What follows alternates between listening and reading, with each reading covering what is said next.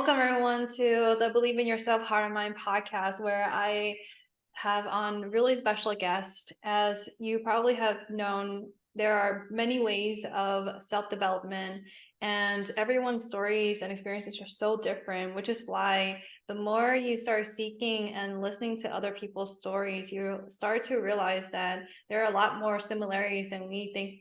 And so one of our special guests today, her name is Alexis Skriloff, and I'm super excited to have her because she is such an experienced writer, author, and she has done multiple publications along with supporting so many different companies and individuals to really highlight how they can creatively express themselves, along with ensuring that we are communicating well in the world. So if you don't mind welcoming Alexis, and Alexis, if you would love, you could help us understand and tell us more about yourself and give us an idea of what writing has done for you in your life journey. Writing. I'd say that is a big part of who I am.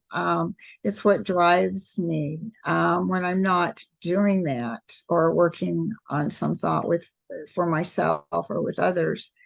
Um, I do have joy in life, but I tend to have a missing feeling. I started writing at a very early age. I started reading very young, and I started writing and won my first writing contest when I was 10 in the third grade. So I excelled in writing. And then around 20, I started writing civically. And then at 24, I started writing professionally with, companies and trying to do things freelance, working my way through that because you have to learn the ropes. And so I think it was 24 when I started doing it. And so that's what I do. It's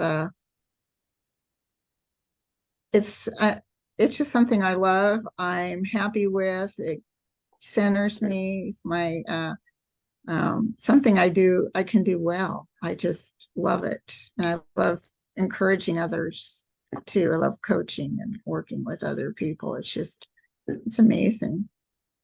And you have such a huge passion for it because such a lifelong journey that you've been through in writing and coaching other people, and you found it at such an early age, and that's the beauty of it, because sometimes we all go through life and we're like trying to figure things out, but you fell in love with writing and you knew that that was for you, and you went into it, and in different direction it led you, but you were still part of that journey. So I was wondering, what was it about writing in particular that helped you either know that was part of your, I guess, your identity, or like your truth of like, this is how I want to operate? Did it come from, just surrounding yourself with books? Was it a teacher who said like, oh my gosh, Alexis, you're such a great writer? Like, how did that come about? Well, that's a uh, multi-part question. So I will give you a multi-part answer. I grew up in a household that we had floor-to-ceiling books, every kind of book. And my parents love to read. They love words. They love languages. And I was always encouraged to read and to talk about things. And my mother was a stickler for my writing, whatever subject it was. It had to be perfect, even if I bring home an A and the teacher said, and she said, "Oh, look at all the teacher just wanted the content." No, this is what you do because this is how you present yourself. And so that's what it was. And my father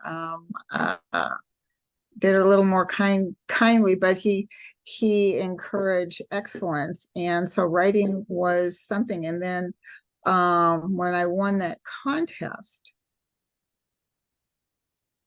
and before I even knew that I had won it, the reaction from all the children, classmates, was so overwhelming. They loved it. And they said, you should be a writer. And the teacher really liked it. And then I won that contest. And after that, it's like you do it for yourself, but it brings joy to other people. And I know that because I read other authors and it brings joy to me. So it's like that. And it just came easy. It's just something that just Mm, came easy, no matter what the genre. If someone asked me to do something, it just seemed I figured it out. It was something I love. It's like amazing what's in your mind. The brain is amazing. I love that. I love the way you express that, because you talked about how your parents, your father, encouraged you with excellence, and then also you got the praise, the recognition, additional affirmation from an external side of you saying like, "Hey, you really are meant to do this." And then there was also that inner confirmation and acceptance of who you are, and this realization of, wow, I just love it so much, and I just know it brings people joy. And there's this back and forth conversation that you have, and it just feels like you are in this flow state of living, of receiving and giving, and it's such a really beautiful and powerful place to be, I think, because um you're not forcing anything. You didn't dictate people to say like, oh my gosh, like you have to look at my work, and I have to feel important, blah blah blah. Like it wasn't like that at all. And so I think the way you shared it is just like, I would love for more people to experience that. So if you can give us an idea of like how we can even get to that place, what are your thoughts or advice, since you've been in that space for so long? And can you be a little more clear on the space? I mean, I know you mentioned Oh it, and yeah, it sounds like the space of like being in this, I guess I'm trying, it sounds vague, but like a flow state of, I know who I am. I am giving, but I'm also receiving. I'm enjoying the process and experience, and I'm doing what I love. Like that well, kind of space. that's exactly it. I love, I think, I believe I'm basically a very joyous and happy person. I mean, there's so many stressors and things that we go through life, but for some reason, I just have this happiness and joy. And I have a philosophy that I developed at an early age. I believe if we're all giving, aren't we all receiving? So that's the joy, because you're getting so much from others and people, things, life. And so whatever you do, you're giving. And that is the joy itself. And that's the way I feel about reading and writing. It's just, I don't know. And I could talk about it all day long. I do. There's so many aspects. But yeah, I am.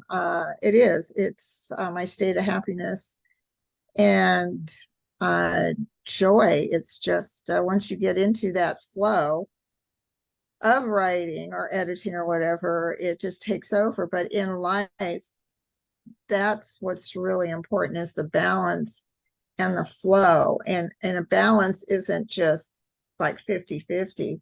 It's like a river. That's a balance. If you watch how it flows, that's its balance. It goes over the rocks or whatever's in the way. It goes, and that's kind of the way I kind of like it. That's kind of the way I like it. I think life, that's what I think life should be. It's my ideal. And I had one of my daughters said to me one time, I don't know, I was stressing. She just said, "Go with the flow, mom, go with the flow." And I started laughing because she was like 10. And I go, yeah, yeah, you're right. Thank you. Because that's kind of what you do. That's awesome. That's such a great tip. Like starting with and centering yourself with this joy, this happiness, and this feeling of abundance, you could say, right? Instead of feeling like you're in lack, or that you need to just fill up your space or your time with more and more and more. It's more of like, what do I really already do that makes me happy? And starting there, and then exploring more of that. And I think um, one of the curious questions I have, as someone like yourself, you're like a creator, creative, an artist in a way, right? This flow state, we know that life and business is not always like that. There's no such thing as a flow state. It's like, it's you do No. this, you get it done, and are you getting results? There are demands here and there. You gotta like constantly adapt and evolve and figure things out and think about how you what skills you need to work on, etc. So how do you even balance that as someone who's going through a flow state and living life in that way, and also attempting to work on coaching and business and all these different areas? Well, for one, I do have a really strong sense of self. And life and people like to chip away at it for some reason. And I think people just do that with people who are, happy with themselves, but always trying to improve. Now, I am a critical thinker. I have whatever that is, the cognitive, that's really high with me. So if things don't add up, like logical things, Hmm. in life, my brain tends to arc and spark, just turns crazy red. So I have to, kind of pull back and away from everything for a short while. Minute, could be a minute, could be 5 hours. So you have to keep rejuvenating. And how do you cope with all the other things? Because I am highly creative and I always see possibilities. Here's what happened. What can you do? It's just constantly doing that. And how do you deal with business people? How do you deal with see, the rules of the universe are easy. It's the rules that people make. I'm all for rules for safety, do things right. I don't tend to worry about it because if you're just doing your thing, then you're not harming anybody. How do you do it? It's difficult. I don't, like you said, to get out of the box. I tend to run away from boxes, but I understand what you're saying, not your sameness. So how do I deal with that? Sometimes it's easy and sometimes it's very difficult um, to explain things to people, to present things to people, even if they ask for it. I just have to see what happens, what the outcome is, think it through, ask more questions, get clarity. You make up your mind whether it's what you're going to do or not, or is it something you can persevere through as a means to an end. So it's like you're always reevaluating. Every time something comes, you're constantly reevaluating or prioritizing, but staying on that same goal. And sometimes it's difficult. Sometimes I just have to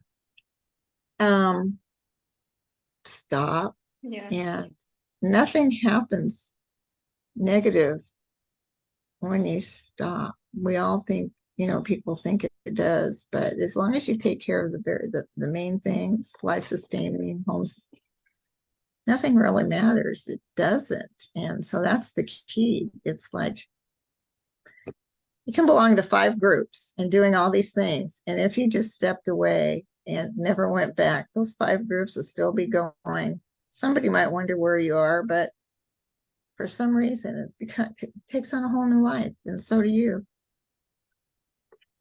So that's life. Doesn't Yeah. matter.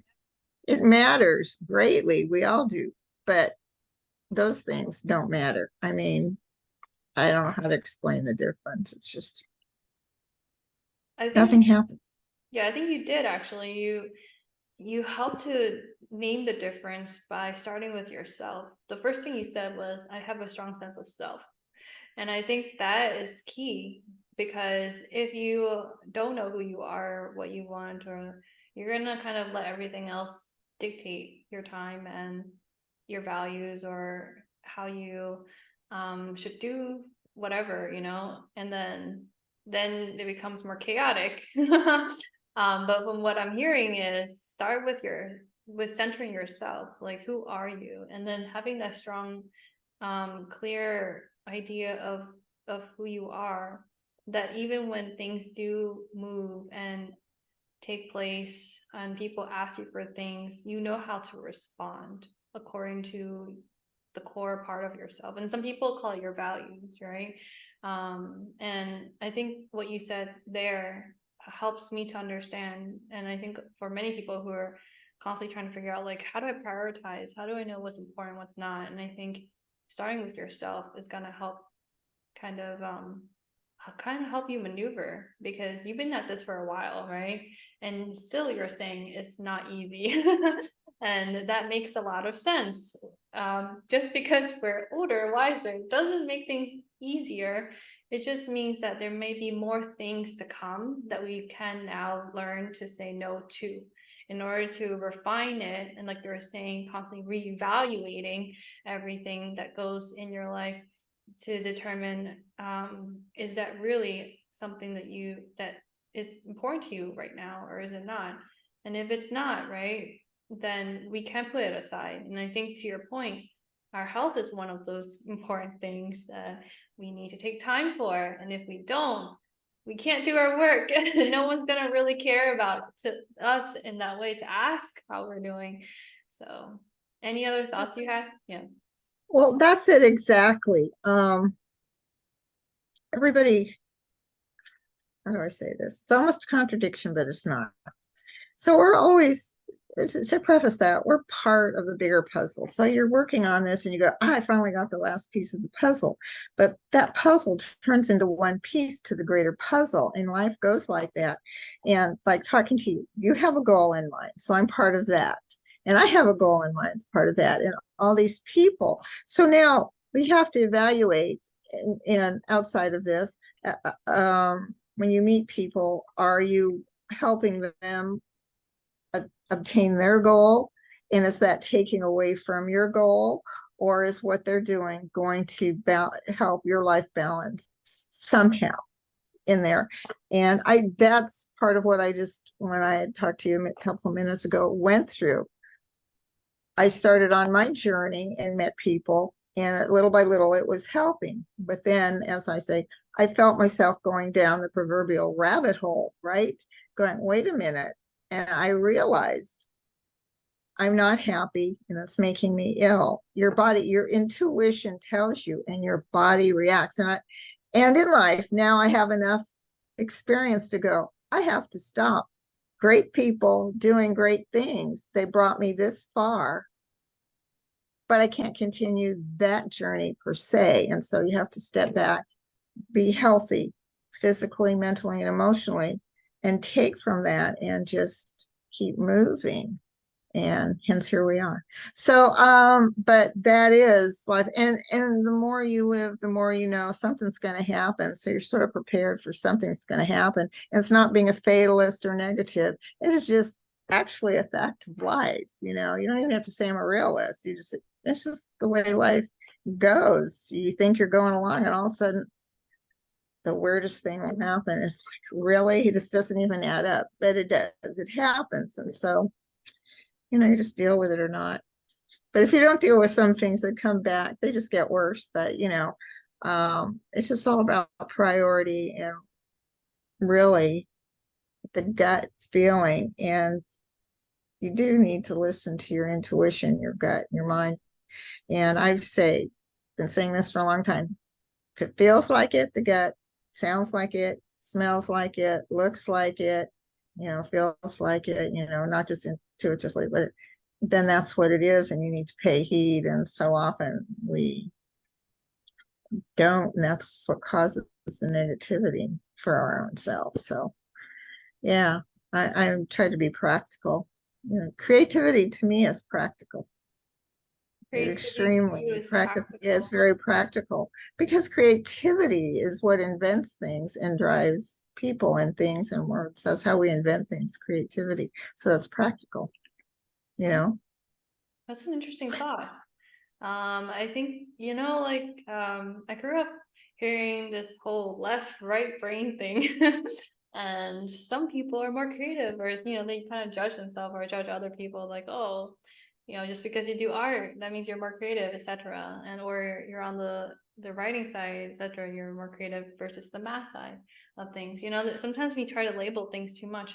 But to your point, I feel like a lot of us are creative. We're born to be creators. And and it's interesting you use that word practical. Creativity is practical.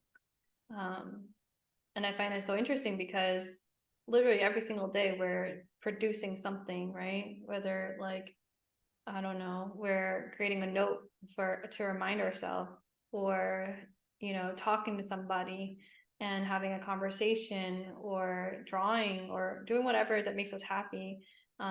Putting the puzzles and pieces together is still a form of creation. Is to me a form of expression. Everything's creative. How do we get medicine? How do we find out things in our physiology? Math is creative. The sciences are creative. How do we get inventions? Look at Bill Gates. I grew up with that generation. So Bill Gates versus Steve Jobs. Those were creative people. Yes, they use science, math. My brain is equal. I love math. I was excellent in math and I worked very good in sciences, but I'm also very good at writing. I can write technical and I can write fiction. Um, everything is creativity. So when people label, and I can't stand the label, oh, no, I just happen to like that. Doesn't make me that. Yes, I'm a writer, but and it is creative. But think about your house.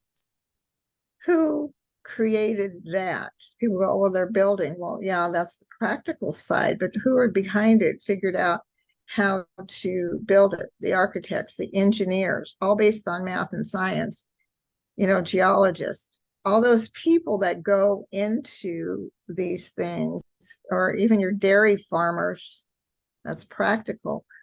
But out of that, they created what? The pump. There's so many things. Somebody created something because it was practical. Henry Ford invented, what do you call it? The line, the The manufacturers, assembly the line, line. yeah. Yeah, assembly line. That was the word. That was practical, but he created it. Mhm. And he wasn't a very flowery person. He was a very hardcore person. So if you think about it, what you're doing now is creative. It's very practical, and I really like it. It's very exciting to me what we're doing, what you're doing, the whole Oh, thing, yeah. whatever you're doing. Thank you. Yeah, You're right. yeah, Yeah. it Yeah. is. It's just very intriguing. I love that. And you're right. I I found the need to be creative, and it was not any. It would start off with the want, right? Like I'm like, I want to do something with more of my time that feels creative, but then it becomes like a need where it helps you uh feel more wholesome, I think, because you're not just doing it for you anymore. Kind of like what you're going through with the flow state. You're interacting with someone. You're giving and you're taking. I'm learning from you as I'm talking, as much as we're having this conversation, and it might be beneficial for you too. But at the end of the day, it's like when we have good energy, I think, right? And we're talking about things that actually do count for our life journey. It makes us think and wonder more about where are we right now? What do we actually want to continue doing? And how do we want to incorporate more of those things that really helps us? And also, what are some of those things that keep us from being, more excited, more happy? And just talking with you even is helping me to challenge those thoughts. So I'm constantly thinking, but as you were saying, eventually I'm going to be practical about it too, and I'm going to say like, hey, what can I do more to really um help me work on my health, for example. And I was thinking about like I had this intriguing question as you were talking about creating medicine, and like all these different practical ideas of I want to, let's say, work on my health more. Literally, I'm creating my body, like I'm creating this new body that I want to have in the next year or 2 years, right? Because of how I live, how I wake up, how I eat. So thank you for that. um Welcome. You're welcome. It's very important to recognize things about ourselves and want to improve. Doesn't mean we're less than. It just means that we want to change and grow and be the best of what we can and keep our body healthy, keep our mind healthy. And those are really, really important. So that's really good to hear. That's good. And well, yeah, that's really good. Wow. That- Yeah, and I actually was thinking about you a lot, where you're able to recognize things about people, about yourself. I believe you have a certain uh ability, right? And I think it's the word empathy. You have strong empathy there, where you're able to connect with yourself, listen to yourself. You're using words like sense, does it smell like it? You're able to recognize things about yourself and others, people around you. So not everyone is there yet with that skill, right? Sometimes we are going through trauma or other life events, or it's just our personality where we just aren't so strong with empathy at first, but we can work on it. So with your empathetic nature, what it is that what do you do specifically that helps um you to, one, hear yourself more, and like on a daily basis, or is it more of like a weekly basis, something that's practical that we can kind of do more to help us create a more empathetic nature for ourselves and those around us?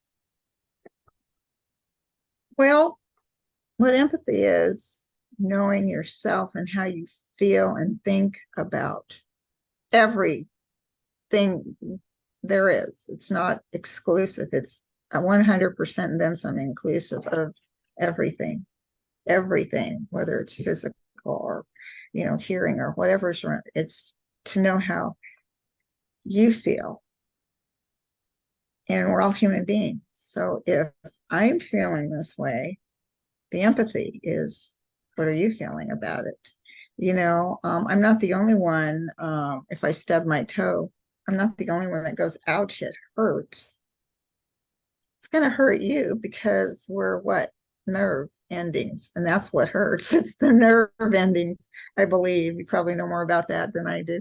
But that's what I surmise. And there's bone somewhere, and if you drop something on your toe, which I have, so, and it hurts. So those are so and there's losses, there's anger, there's a whole array of emotions. We're supposed to experience all of them, not just a couple. And so how do I stay in tune with it? It's just my thoughts and my feelings. And it was recognized by others when I was a young child. And because I was always in tune to nature, being bugs, whatever was in the yard, or wherever we'd go. I have a great rapport with dogs. They're like cute little peoples. I know they're animals, but they're like cute little, there's just something about a dog that just has always, um, I love talking to them and figuring out what they're trying to convey. It's just easy for me. But I was like that at an early age. And I remember my father talking to me and helping me with, what do you call them, boundaries and pros and cons and all that, and explaining about different habitats and what's good for the frog or this or that. And then in the second grade, and I remember this, there was a boy that kids were always teasing, and he was sitting on a little bench like this, and you could just see wringing his hands. He was pensive.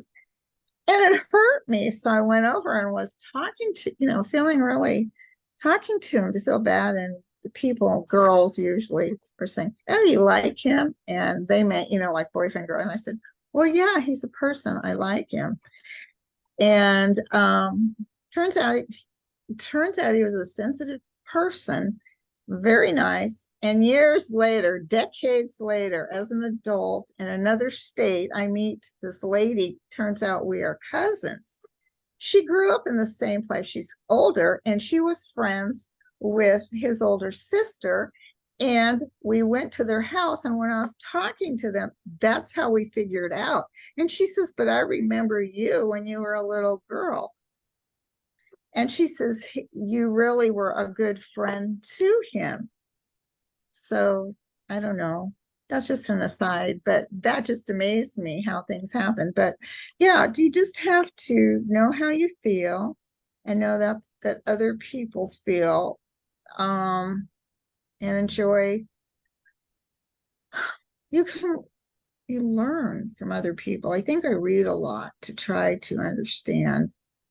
I mean, nothing ever hardcore scientific about that, but I think about the universe, people, what they're going through, like humanistic stories about people. I like relating. I think mostly talking to people without reservation. There's boundaries, but without reservation, because everybody's different.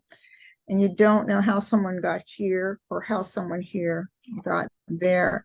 And you learn about in life. And I attribute that to my father for teaching me about people and respecting the differences and not to judge, to have your boundaries. People each live their life and make decisions, but you don't know why or how someone got where they were. So that's my favorite thing besides writing. It's just listening to people and talking to them. And the more you do that, the more empathetic you become, more kind and understanding to people. I'm just feeling we're not different. We like to think we are, but there's so much. Even if you just real short, even if you go to another country, just different countries, people speak different languages, and they don't speak English. And it doesn't matter what the social economic situation is. When you observe them, their daily routines are the same as ours. Maybe the equipment is different, and you can communicate without speaking the same language, because I did. People are amazing. You could be, and this is one, alone in a desert in a foreign country, driving your car, and there's a lone gas station, and everything is in Arabic. I have no idea. It's just like reading Asian languages, right? It's different than English. So I didn't know how to use. You couldn't. How do I use my ATM card when everything is in Arabic? And so I asked the guy there. And he looked at me, and I could see in his eyes he was understanding what I was saying. And I said, "Could you do it?" And he did it. And he was very nervous, but he was a human being. So even people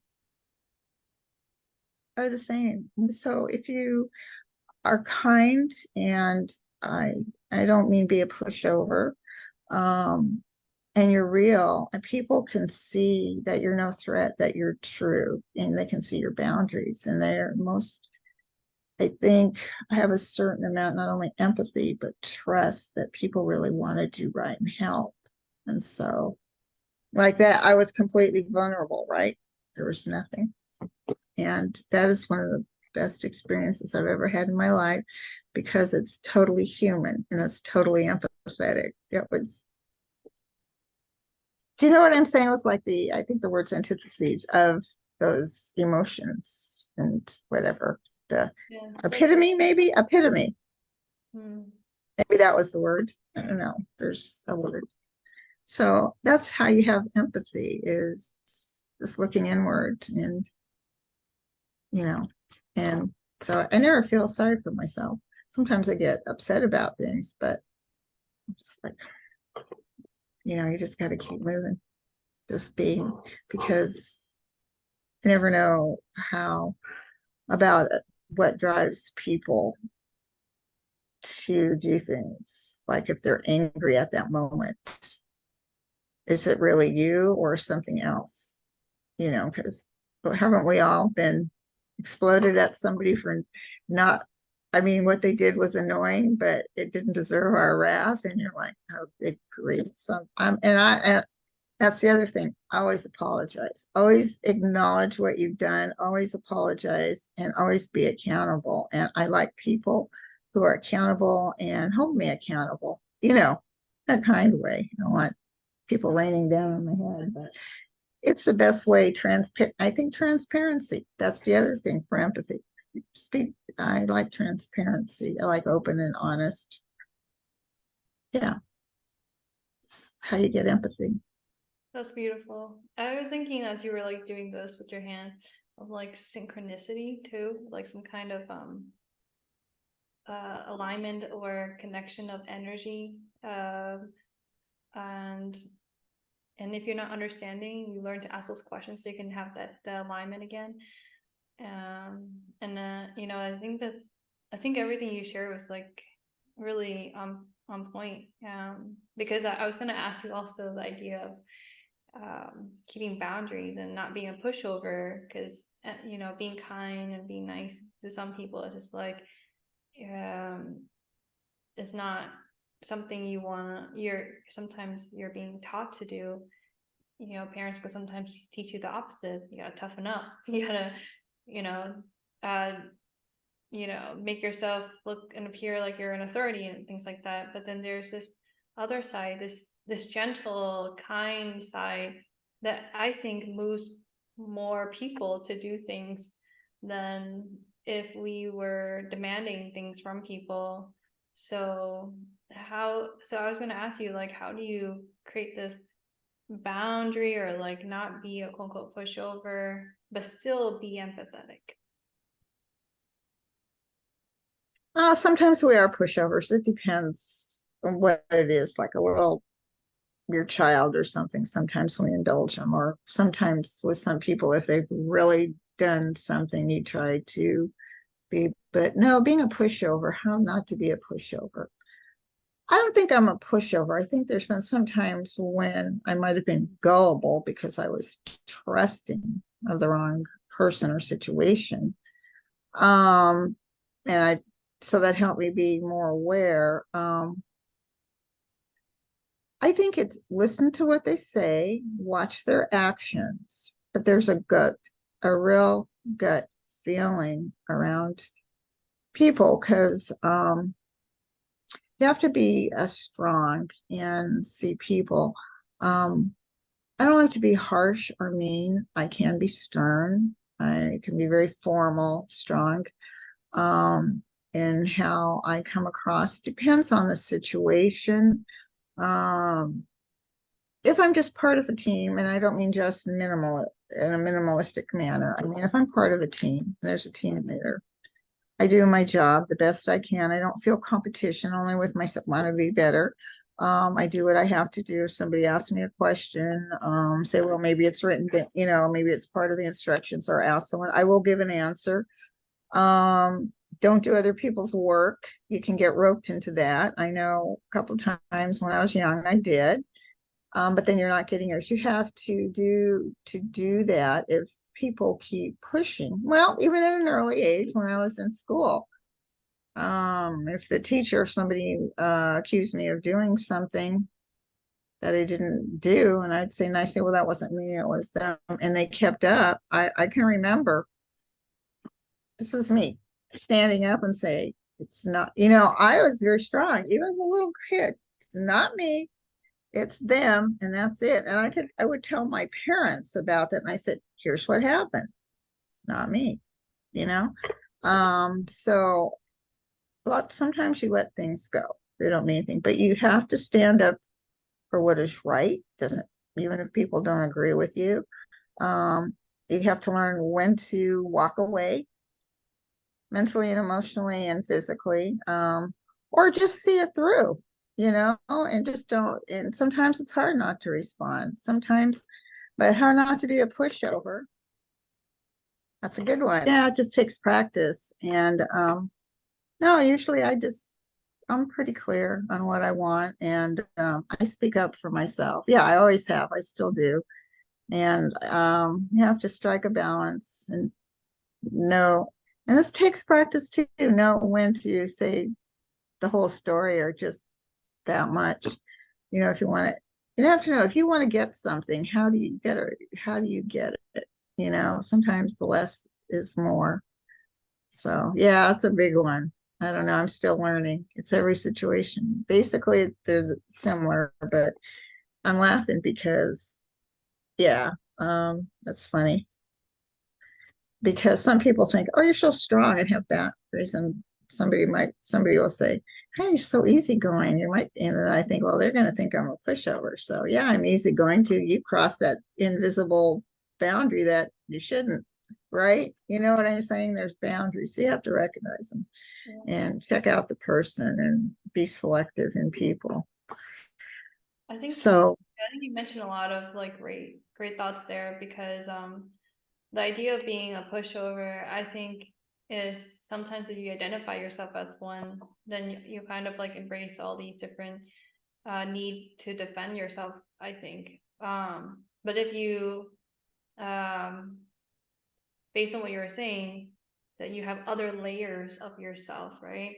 You can actually stand up for yourself. You're really strong and firm when you know this is something that happened and you can speak up on it. I think that's already very courageous and responsible to your own needs as much as you're clarifying things. You're also responding to your emotions, I think, and respecting how you're feeling and expressing that.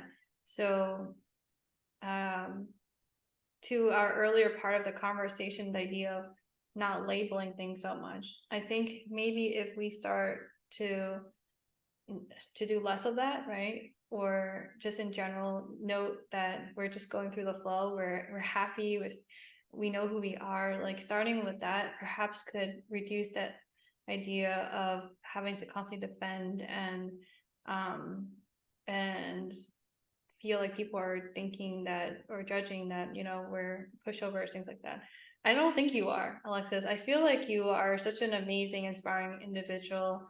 You are the person that you are, who is very creative, expressive. You're very kind. Like I think the more you surround yourself with real, um, curious people, like you're saying, who care about you, acknowledge you for your traits that are good, it'll help you to continue to ground yourself in that and I think recognize your worth instead of constantly having to try to prove and um tell people over and over again who you actually are. I feel like that kind of group of people may just be on the outskirts of your interactions, but the real people who are there for you will always know who you are, will always bring you up, right? And you don't have to constantly say like, oh my gosh, can you give me a good compliment today? You don't even need to do that because that person's already very giving, and back to the flow state, you're giving back, and that's constantly the relationship you're building, the rapport. So that's just what comes to mind when I was listening to you. I feel like you already have it all. I feel like part of it is just learning to acknowledge that um you're not what other people think. You are enough and you are great. well, thank you. Yeah. And so I think just to wrap it up is the last question for you is, who or what inspires you? Wow. Who or what? That's huge.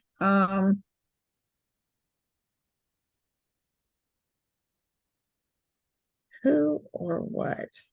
Well, faith. I have faith and I read a lot. How do I say? I'm not overly too active in religion, and I think it's great. But what I'm talking about is the faith that we all have universally, because that's very common. We all have a common faith. And I think that, and I believe in myself. I believe in mankind, human beings. I think we kind of talked about how, with the empathy thing. And I admire, I read a lot of philosophical statements because those inspire me, but also people's stories, and that keeps you going to aspire. And you see someone, what they've been through, whether you've been through it or something similar or not, but what people do, and that inspires me. Every day you get up, and I am just automatically grateful. I mean, for some reason, I'm just happy, and I'm happy with what I have. And then Not to say we don't want to aspire to do more, but I think I can't put it on. I mean, there are people along the way that I could think of, probably, like my parents inspired me to, or tried to encourage me to be a good person because I was always spunky, and very curious, getting into things. So they wanted me to be safe. Um, but everybody, I think people that I've met along the way, even if it might be summed up as a negative experience, really is positive because you learn and you grow. But just reading about people and different experiences, everything inspires. It, it, everything inspires me. Nature. I mean, just because it's all the rejuvenation. And no, it's just could be specific, but it's everything. Just I'm in awe of things like the ocean or the moon. What I'm saying, how things just Yeah, work. I love that. You're just inspired by life in general from what I'm hearing. I think that's such a beautiful way to look at life, actually. And I'm curious to know, or just in general for others too, where can people find you and how can people get connected with you? Well, I'm all over the internet. There's put in my name, Alexis Skriloff James. Google, you can do it through Yahoo, like Bing, Yahoo. Just put my name on there and you'll find me. I'm on Facebook. I have different websites. I don't know. People always say, try this, and I do. It's kind of fun. But my name and my email is gosh, you could just put Alexis Skriloff James at Yahoo or Gmail, and I'll pop up. Or Alexis, the one I use a lot professionally, well, the one I use professionally is Alexis at alexisskriloffjameswriter.com. So I am easily accessible. So you can get me through email, through Facebook, just by my name. And if my phone number pops up, you can always text me and you can just go from there. But you can send a private message through Facebook. I'm a very accessible person. I have priorities, but I enjoy talking to people. And if they want to talk to me, it doesn't matter what it is, or if they want to learn more about writing or just life or whatever, I'm happy. I'm open. That's my joy. I like it. People are amazing. I do enjoy talking and listening. Thank you so much, Alexis. So, as you can tell, right, Alexis is such a great person to talk to. And if you ever want to learn more from her about any of her amazing techniques for writing or strategies, definitely reach out. And thank you everyone for listening and just for joining us on this conversation. And I hope that you can take something, one thing, and even the idea of being empathetic and apply it into your life will help to make a better world one bit at a time. So thank you everyone for joining us, and thank you, Alexis, for being here. Have a great You're day. welcome. Thank you for having me.